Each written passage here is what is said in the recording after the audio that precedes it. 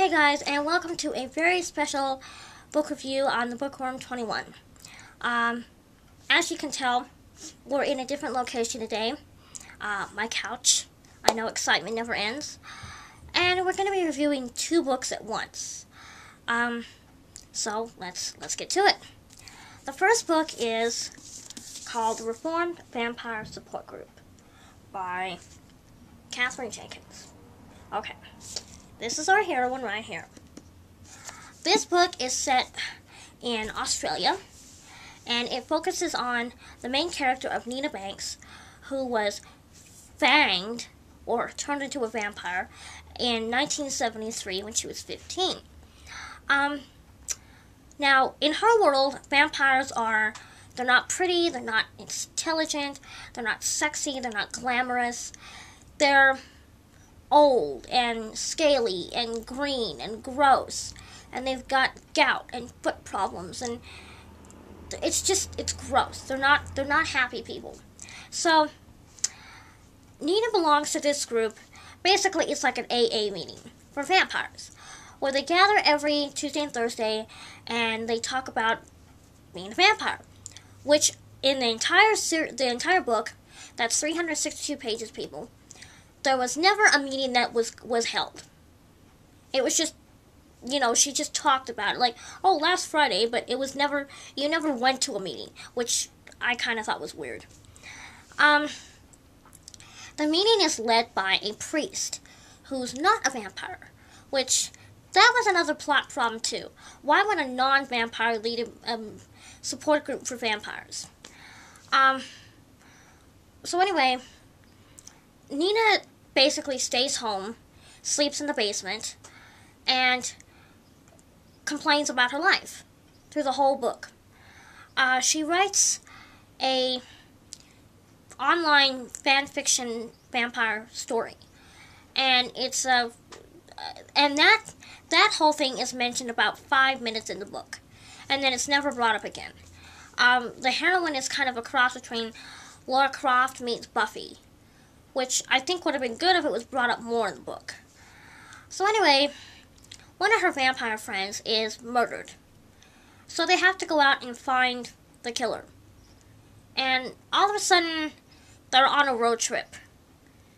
And it moved from that to the road trip, and they get abducted by werewolves. And apparently the werewolf is the one that did it, and her love interest, Dave, which never goes anywhere, he's a vampire, and his twin brother is a werewolf, and the werewolf did it, but it's okay in the end because they accept him and he's in their group. There was plot holes so big you could drive a Buick through it. I didn't understand one thing. There was no A, B, C. It was everywhere. It jumped around a lot. It was so confusing.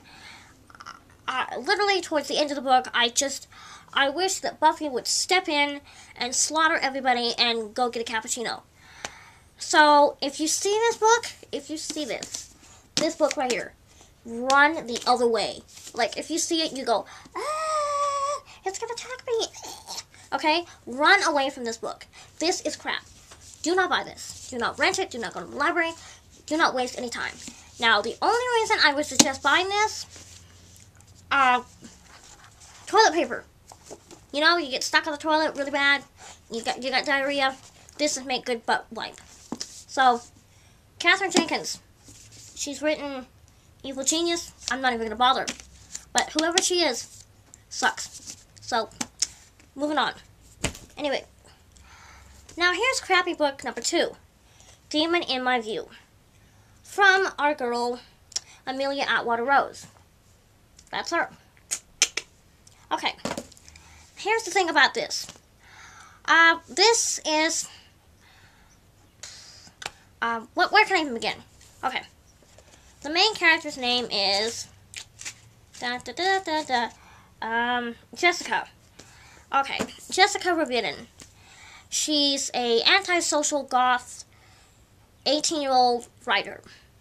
She hates her life. She hates her stepmom, her adoptive mom. She hates her school. And she writes all these really awesome books. Now, in this one, I gotta say, they actually did go into a great detail about the books and the plot and the story of each book. The only reason is, the reason she kind of goes into a trance when she writes, she starts writing and she doesn't realize 10 hours later she wakes up and there's a book in front of her. What happens is her birth mother was a vampire, and somehow through her mother's and her connection, she's writing the real past of the vampires. So that's kind of how that is. She meets a vampire who's posing as a student, and he's supposed to kill her because she's telling their secrets, but he falls in love with her, of course. He makes her a vampire, and she becomes a vampire. But in the end, she has to go off on her own and, find herself as a vampire, and, but he goes with her and they fall in love. It's predictable. It's not anything new or shocking, I like Amelia Atwater Rose to a point. She's okay. She's great. She's not fabulous. I would say she's kind of a unique vampire writer, so it was okay. It wasn't, mind-blowing. I wasn't racing to finish it. But it's a pretty small book, It's only... Crap, what? Well, it would be nice if they number the pages, which would be good. Oh, 174. So, you're bored, you got a couple hours to kill, you could probably knock it out. So, that one you can kind of go to the library. But, that other one, total puke.